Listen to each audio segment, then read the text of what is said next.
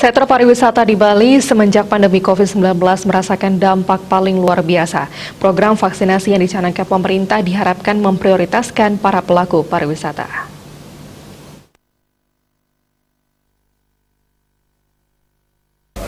Hal tersebut disampaikan langsung Wakil Badan Promosi Pariwisata Daerah Kabupaten Buleleng, Ibu Tu Gede Parme, Kamis siang.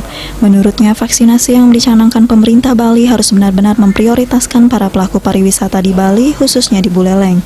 Menurutnya, sektor pariwisata dan ekonomi kreatif paling lama terdampak pandemi ini, bahkan sejak sebelum kasus pertama diumumkan di Indonesia.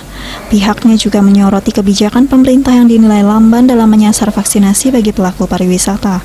Bahkan hingga Maret ini, program tersebut belum terrealisasi bagi pelaku pariwisata.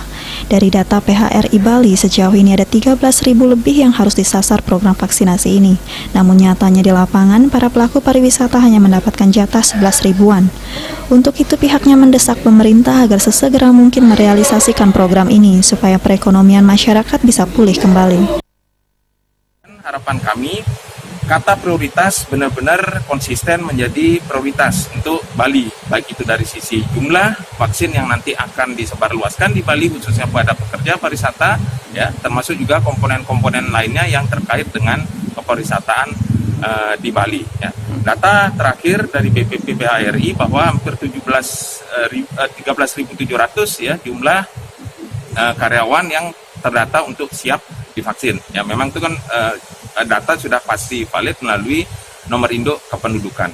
Jadi harapannya jumlah bisa terpenuhi, tersebar secara merata di setiap kabupaten kota yang ada di.